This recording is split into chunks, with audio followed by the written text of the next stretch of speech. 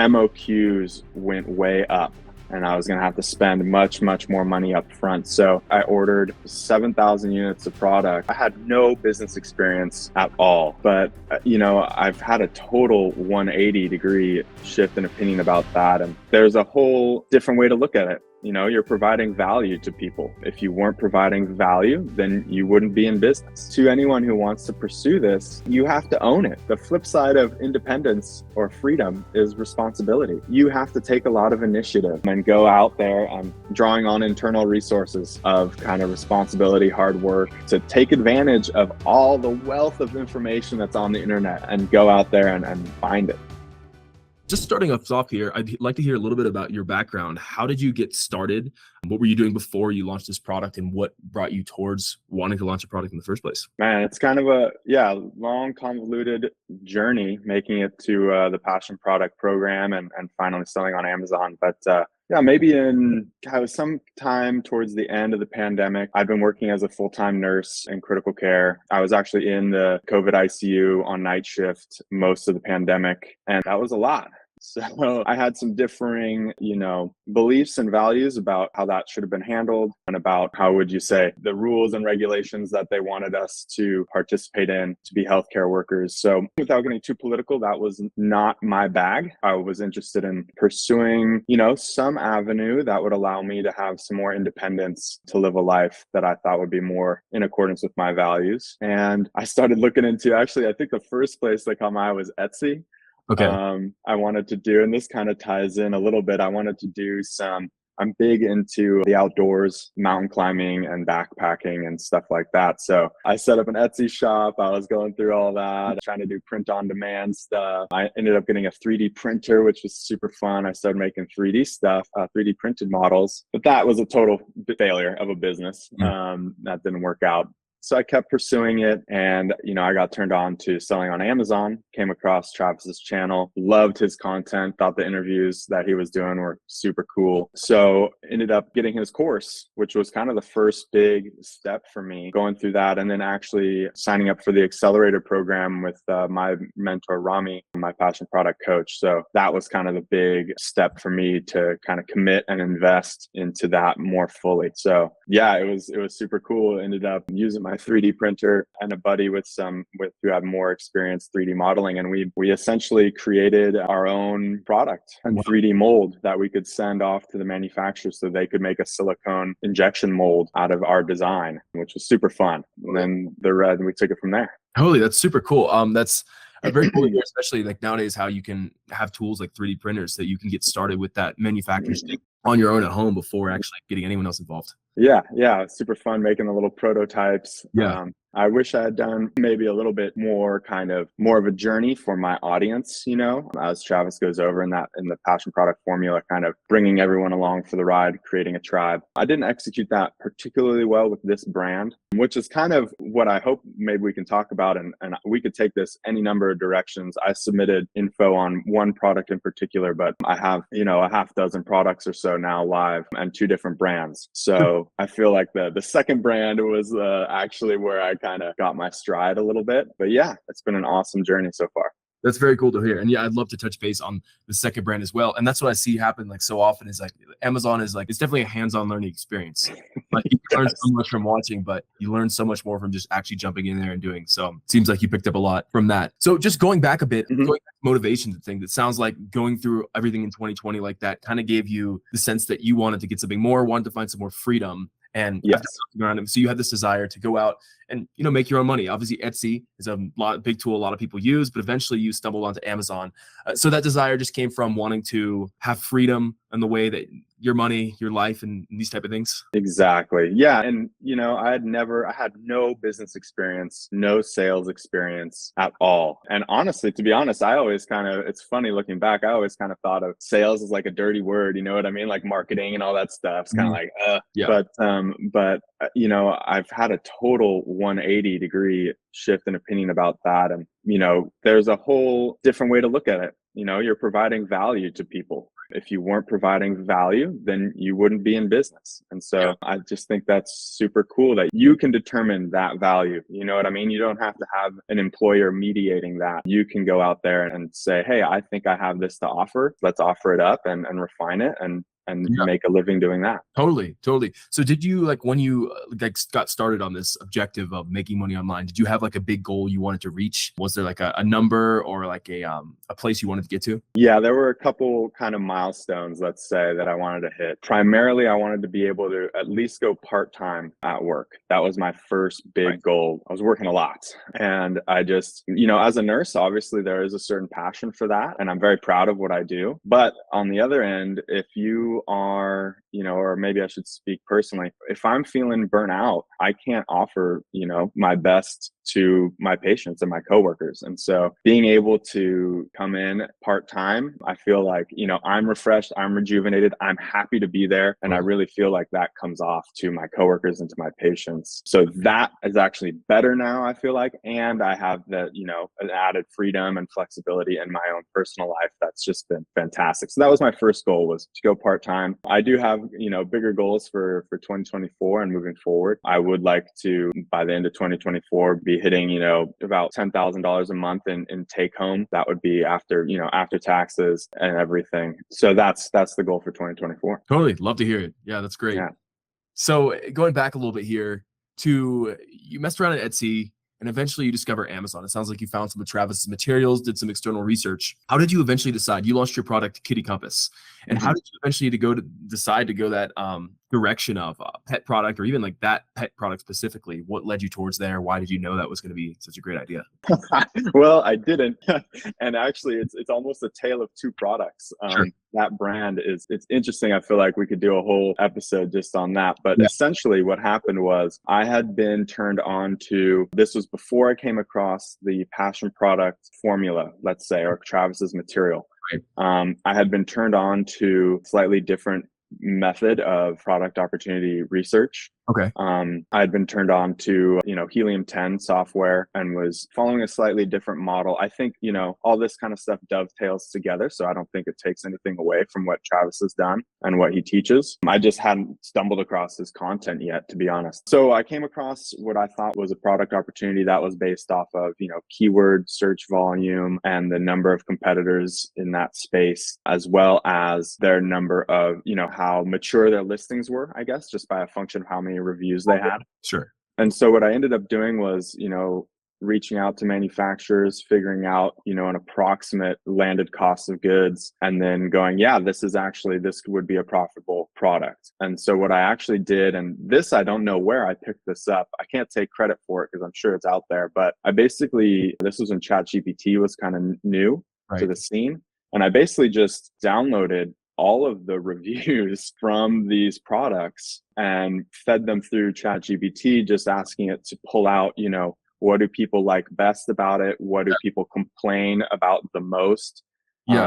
To get a good feel of, how could I improve the products in this space, and what was it that the customers were actually looking for? And what was interesting was, so the product is it's a cat collar, and it has a silicone piece that allows you to attach a tracking device. And what was on the market were for air tags. And if you've seen an air tag, I mean, they seem small, but compared to a cat, they're kind of big. And so a lot of people were complaining, hey, it's too bulky, it's too big. And so I thought, what else could we do? Is there another option, another way to go here? And there was Tile had just come out. They're a different brand that does, or a different company that does kind of Bluetooth tracking stuff. And they had just come out with a new tracking device that was much smaller than the AirTag, and nobody had any options for that to be put on a cat's collar. So I wish I had stuck to my guns. Looking back, maybe this is a lesson to pull out, but basically I was caught between all of the keyword search volume is for AirTag. Right. There's no keyword search volume for Tile. However, just looking at what people actually wanted, the value they were trying to get by buying the AirTag holders, I thought would be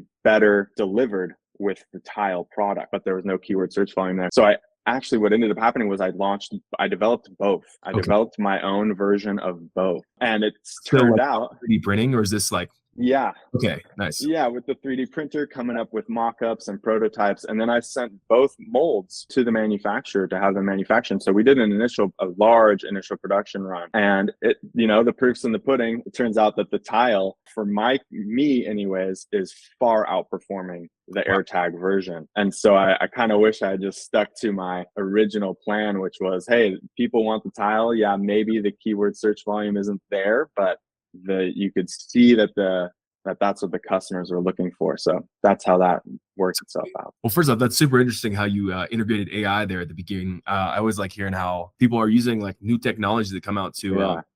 do it, and that's definitely one way to get away. I love that method of, because I've heard that, like going back, like going through reviews, figuring out what people like, what they don't like, and that just incorporating ChatGPT. It sounds like that totally sped up the process for you. Yes. A lot of that manual labor out of the equation. That's great. So again, and the second part about choosing between AirTag and tile, it's also very interesting because your product is kind of dependent upon another product's market. Yes. This battle between what's gonna like be the bigger product, AirTag or tile. So that's interesting. So do you still sell both models, or is it more settled around one at this point? Yeah. So, God, there's a lot there, but basically, yes, I'm still selling both. I'm struggling to sell the AirTag one. I think I gained a new appreciation throughout this whole process with this first brand because it wasn't kind of the passion product formula approach, which, and forgive me if I don't distill this correctly, but a large part of that approach is basically finding that, I don't know whose term this is, but like that blue ocean. What do people want that's not on the market that I could deliver? Whereas this was like there was already product on the market. And so I developed a much greater respect for how competitive the space can be, especially when you're up against very established listings. Yeah.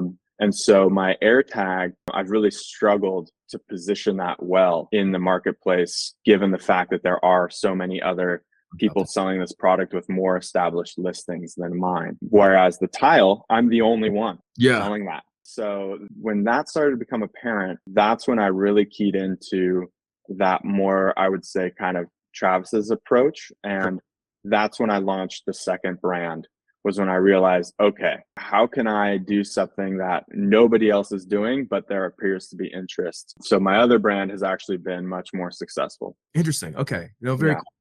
So going back to that, so let's talk a little bit about like when you're developing this product. Mhm. Obviously there's this idea stage where there's kind of relatively no investment involved, but eventually obviously you got to make the jump, say this is what I want to do. Can you talk to me a little bit about making that decision, like I'm ready to go forward with it, and a bit about what that investment actually entailed? Yeah, this is another huge learning moment for me. So many different lessons here. So I felt confident in what I was doing with both products, actually, the AirTag and the tile version. And I had reached out to manufacturers. I had gotten good quotes. And that's when I decided, hey, we're going to have to go for this and actually make some, get these units produced. And now this is where I think I made it quite hard on myself, I think, for my first product. Sure. I wanted to launch 3 different color variations. Okay. Yeah. And so I had, this is the first time I've ever created a listing, period, on Amazon. So this came up to kind of bite me in 2 ways. First, because the colors that I wanted to do were custom, the MOQs went way up. So Right. my initial investment went way up, because if I wanted to launch these 3 different color variations, I was going to have to get many, many more units, and I was going to have to spend much, much more money up front. So, I just took a leap of faith there, and I went for it. I ordered 7,000 units of product. Wow. And so that is not, I would not recommend that looking back, just because, it's such a substantial risk. It really is. And, I was confident taking that risk. I had saved up a good amount of money so far that year, kind of gearing up for this. So it was almost like, I don't want to say it was money that I was willing to lose, but it was, the way I've looked at it this whole time is this was all my business education. I was just doing it hands-on. I wasn't going to go to business school, but I was getting an education. And whenever you get an education, you pay. You invest, right? You invest. And so that's how I looked at it, was hey, one way or another, I'm going to learn a lot here. And I felt confident and comfortable investing that sum of money into what I considered my business education. So that's kind of how I justified it, how I went about it. It was definitely a pretty big leap. Yeah. I didn't even know at the time. God, this is so classic. It's almost like makes me, I don't know how I did this, but I didn't know that on, say, Alibaba, for instance, you could pay with credit card. I actually wired that first payment to, a bank. Right. And that is just so much more committed. You don't even, that money is gone. Like there's no getting it back. You have some recourse, but let's be honest, that is a much bigger commitment than something like a trade assurance order, on Alibaba with credit. So that was another thing that I learned there. Yeah, but that's definitely a good way of looking at it. Viewing it as education. It's like at the very least, you're going to come away with learning something, especially if making money online is something that you're passionate about wanting to do. So you mentioned that big step of placing that first initial order. If it's cool with you, I'd love to do a little bit of breakdown into like what these costs actually were. Yeah. So, do you know, like, for inventory, that first production run, like how much that cost you? How big of an investment was that? Yeah, that first production run, and let's just to keep things simple, we're just talking about for this particular instance. And if we want to change this around and go with a different product, that's cool. Oh, yeah, I think there's pros and cons to each. As far as the content that we could, the route that we could go. But for this product, the tile collar that we're talking about, all right, so that first production run was $12,500 to get me 7,500 units of product. Wow. So yeah, pretty big order. Sounds like the colors obviously made that a bit bigger of an order than it had to be. But yeah, it seems like a pretty big investment. So obviously a large chunk. But other than so cost getting started, so design cost, did you spend any money getting a logo or anything designed? Yeah, I did. I spent I did that a little bit more, cost effectively. I went on to some gig work sites, like Fiverr and Upwork. I really made a lot of use of those. So I had, a simple graphic made for my logo. Right. I think I paid maybe $50 for that. Yes. I was fortunate to have a friend who wanted to help me with this. So a lot of the R&D, right, we did together essentially, at no cost. So that was nice. That I'm very thankful to my buddy for helping me with that. But then, as I said, I had the Helium 10 software that I paid for. There's the startup fee for, setting up your Amazon seller account. I filed, an LLC and a trademark and got product barcodes. So all in, again, I'm looking at the sheet that I submitted. Oh, not to mention, listing photos and creating the listing. So all in, it was about $13,800. Wow. So definitely a big chunk of money to really get you committed in there. Yeah. Yeah. It's wild looking back at it. Again, this is not not how I went about it subsequently, and probably not how I would recommend a first timer go about it. But some things you learn. You learn through experiences like this. Yeah. So going back on a couple of those, the LLC, did you choose to file that yourself, or did you go through a company? I did file that myself. Yes. Okay. One way you can go to save you some money there for sure. Yes. The LLC, the trademark, the brand name, even doing the DBA, all that I did myself. So Sweet. I did save some money on that, just the filing fees. Especially when you're talking about the trademark there, that can be pricey. And then the other thing to touch base on is the photos. So you hired someone to get photos taken for your listing? Yes, I did not want to skimp on that. Like I said, I was coming into a space that already had some competition, and I really wanted my listings to stand out as best I could. That was not something I wanted to cut corners on. I went with, the best professional product photographer I could find. He does both photography and 3D rendering, which is a neat route to go for certain products. So I went full bore on that. That was a pretty big investment. I think I probably spent about $250 for the tile for that to get that all polished up. Nice. Did you pay to get an inspection done while you were a manufacturer? Absolutely. Yeah. Yeah, so like I said, I wired over $12,000. So to spend $100 to have an inspector over there give me a report was just a no-brainer. For that amount of investment, I was not going to have my first production run come to me just blindly. I really wanted to see, and there's some great, I don't know, I think it's actually through Travis's kind of spreadsheet where he has some of his, partnerships listed. Yeah. Forgive me, I'm blanking on the name of the company, but they did a great job. They send a very thorough report. Nice. You get photos. You can even request video. And yes, so I thought that was a huge value for $100. Yeah. To get a nice thorough inspection like that, I thought was great. So that was some peace of mind. Totally.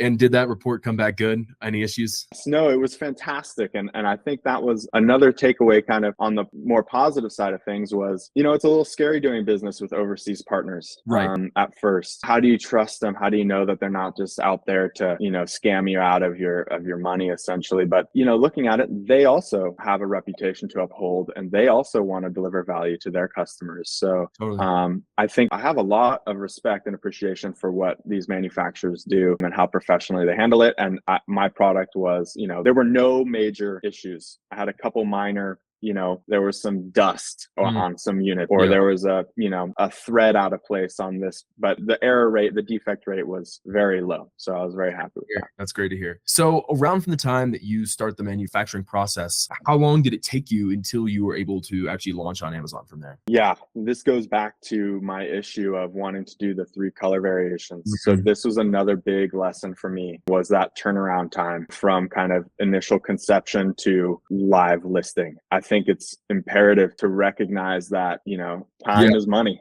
Time is money. So being first to market is a huge advantage, and all those time delays really play against you. So this was another big lesson for me, was I wanted these custom colors. And so there was a lot of back and forth with the supplier about the colors, getting all that stuff correct, and then doing that large production run. So it was a big delay. I think I want to say it was honestly probably a solid month delay before the production could even start, just hashing out those details. And then the production was a large production run, so that took some extra time. And then there's shipping it. So it took me 4 months to actually get product into the country and then, up on Amazon. So it took quite a long time, probably closer to 5 months before that was on market. And then I had issues with my listing, which we can talk about in a little bit. But yes, that was a huge learning experience for me, was how to streamline that process, how to get product, I think they call it the minimum viable product, get that to market, see if it works, then refine and go from there. So that was another big lesson. Cool. Yeah, of course. There's obviously lots of things you learn from doing this the first time. And that doesn't surprise me. Manufacturing can take a while. Like, it's not something that just happens overnight, but it sounds like after hashing out all those issues, after about 5 months, it sounds like you're able to get your product in out for that launch. So can you tell me about that launch? Let's talk about that first month on Amazon. How does that go? Terrible. I was sweating.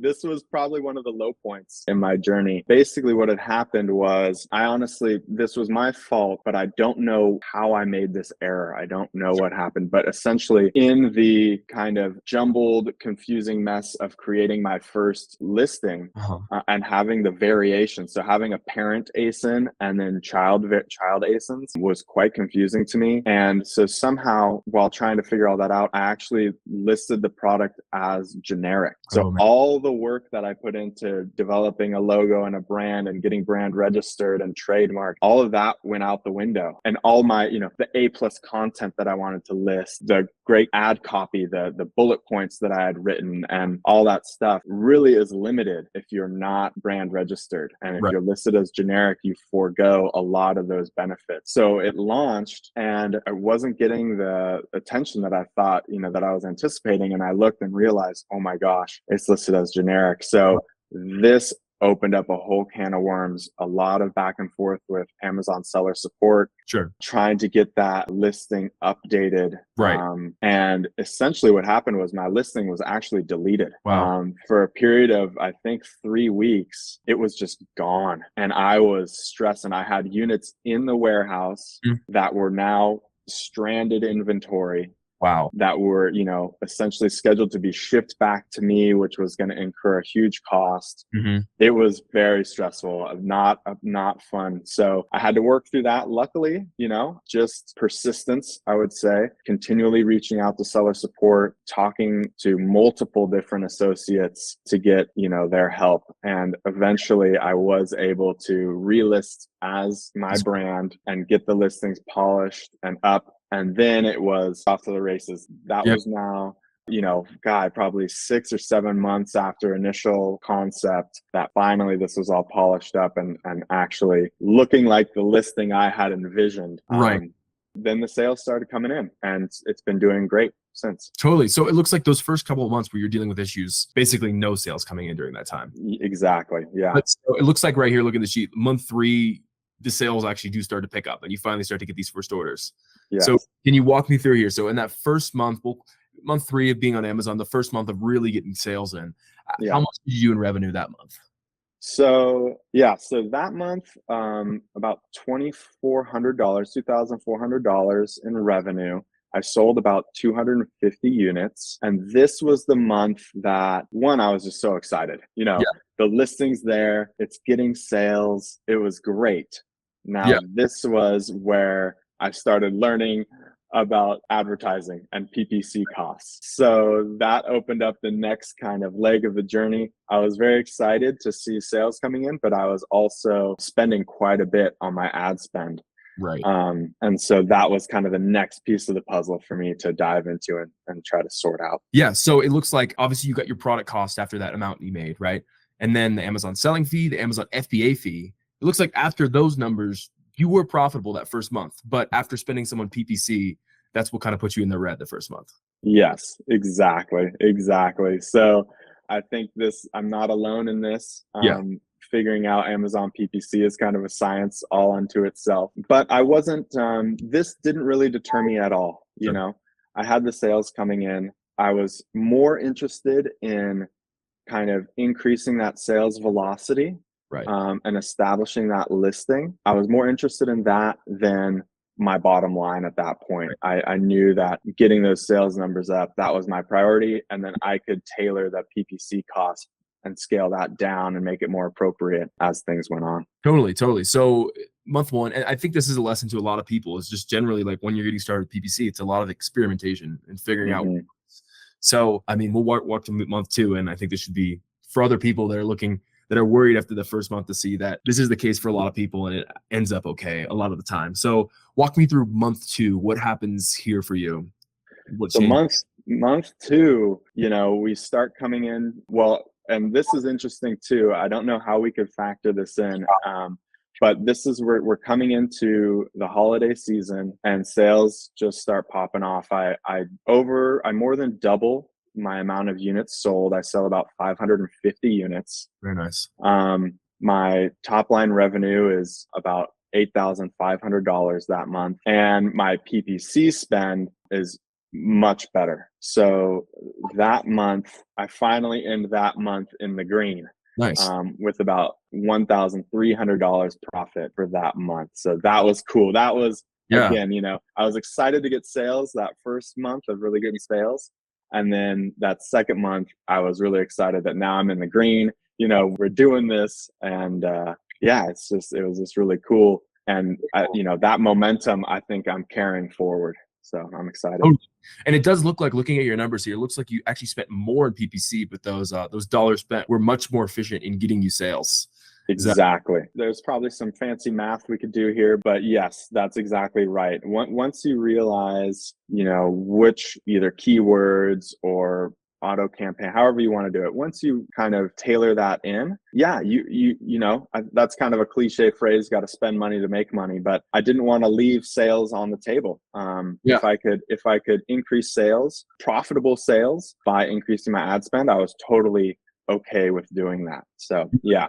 So yeah, that's great. And so let's move on to the third month now. And this month obviously isn't quite over yet. We're recording this now on the 20th of December. But so far this month, how much have you done in sales? So just so far, this is as of yesterday, I've already done about $5,200 in top line revenue. Already sold 360 odd units. And now you can really see my PPC is getting even better as I get more and more data. I can make better and better choices with how to wisely spend on advertising. And so my ad costs were way down, all the way down under $1,000. Nice. I'm at $780 for my ad spend. So this month I'm already at a profit of about $1,100, almost $1,200, and we're not done with the month yet. So I'm going to keep it rolling.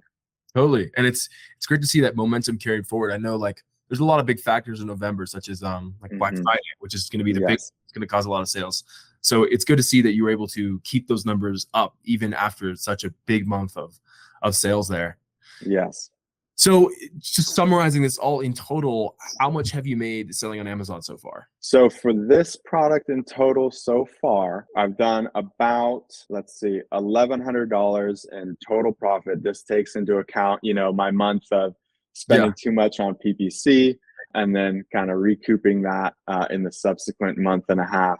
So yeah, $1,100 so far, but this is just, I'm really excited to see where this goes. I think this is just the beginning of that snowball starting to roll downhill. Cool.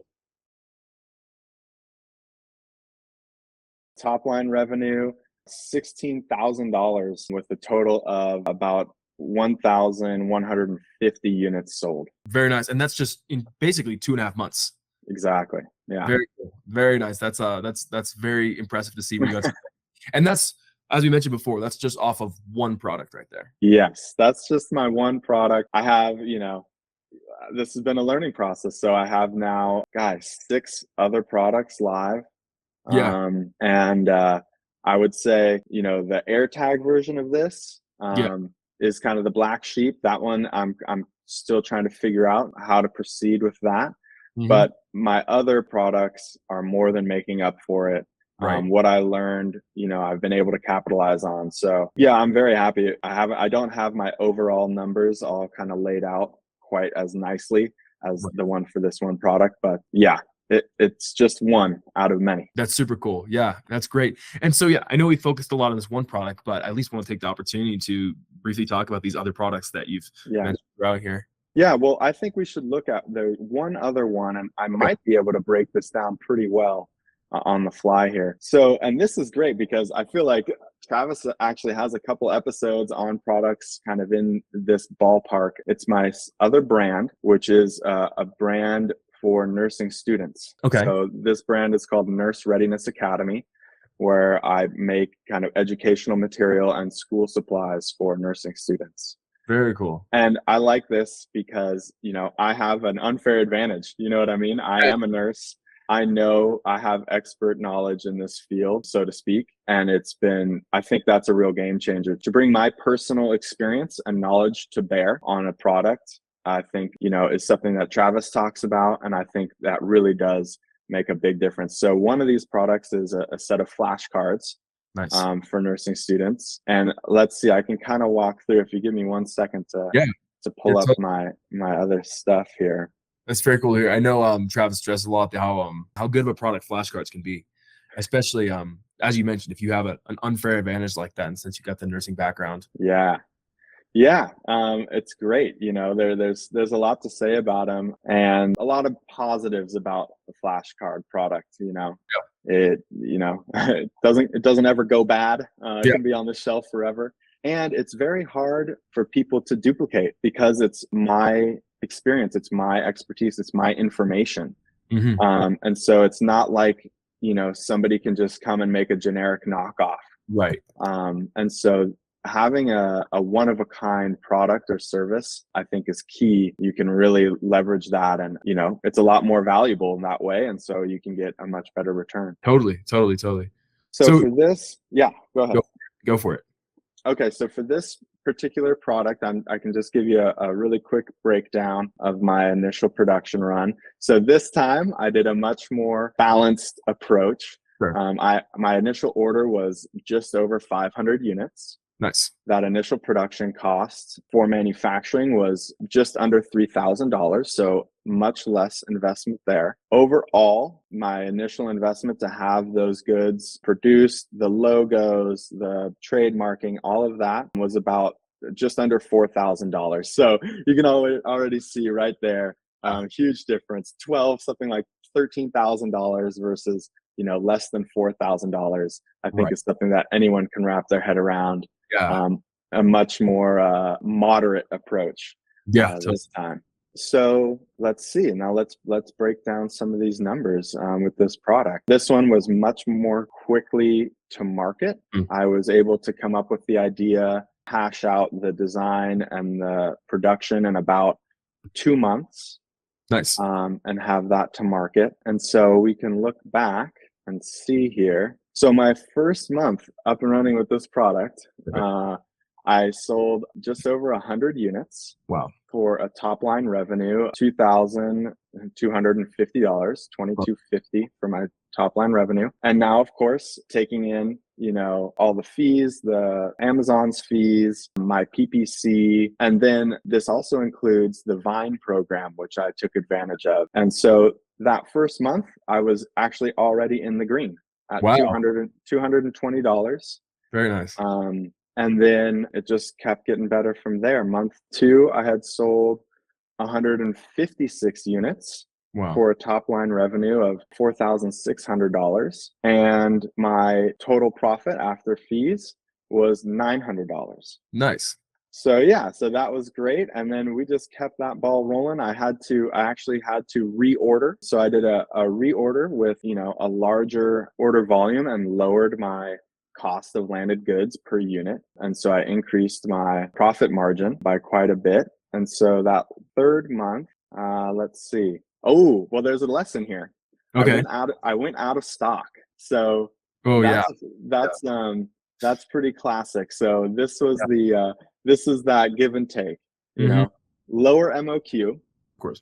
So the benefit is less investment up front, less risk, but there are a couple downsides, right? Yeah. One, it's a higher, usually you're going to pay more per unit with a lower MOQ, and you have to be ready to reorder more quickly. Yeah. And so this was my first kind of wake up call with, oh my gosh, I need to be forecasting out much further ahead than I anticipated, to reorder and to keep things in stock. So another good lesson there. So that's what played out here in month 3. So month 3, I went out of stock. I only sold 50 units. Wow. Because I was out of stock for a top line revenue of $1,500. Mm-hmm.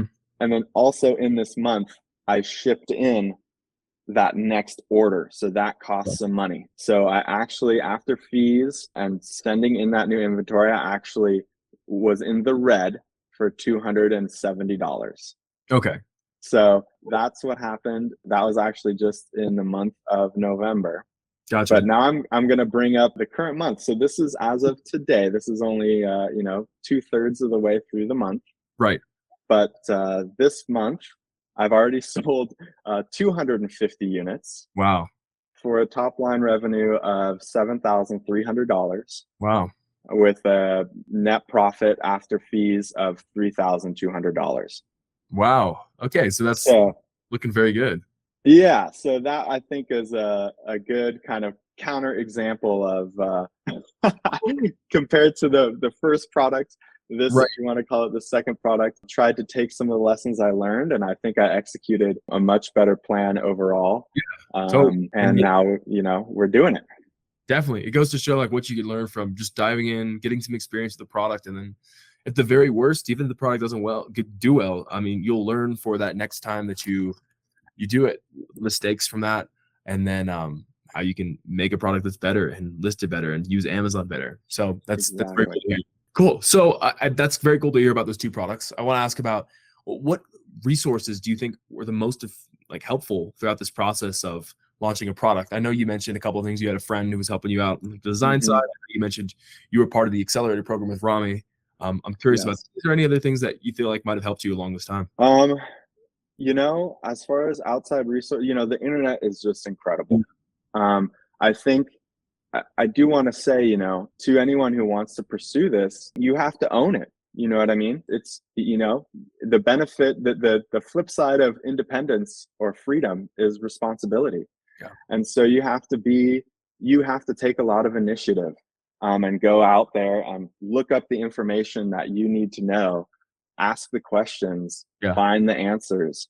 And so, I do want to say though, I do want to emphasize that having the accelerator program, not only having a coach was huge, but also there was another student in my group who also, has been quite successful. And so to be able to have kind of a peer to bounce ideas off of and to go through the process together and kind of commiserate, and we can catch up and be like, oh man, I can't believe, I had this issue with my listing. Yeah. He's like, oh, I'm having this issue with my manufacturer. And we can kind of, at least share in that journey, I thought was a great resource to have. So I do want to emphasize, that accelerator program I thought was fantastic, a great resource for me. And then, like I said, and then a lot of it was just, drawing on internal resources of kind of responsibility, hard work, and initiative to take advantage of all the wealth of information that's on the internet and go out there and find it. Yeah, totally. No, I love that answer. That's great to hear. How you were able to enjoy it and how it's gone on to help you, and how, the internet is such a big spot with so much information to have answers to all your questions at your fingertips. So yeah, that's very great to hear. And it's been great to hear about your product's journey, about how you were able to launch multiple brands, it sounds like, at this point, and learn from your mistakes of the first one, even though, you're still making money on it. So it's not like the brand was a mistake. Yeah, but that's very cool to hear about what you're able to do. And I'm excited to hear about where your brand and businesses go in the future. Yeah, me too. Thank you.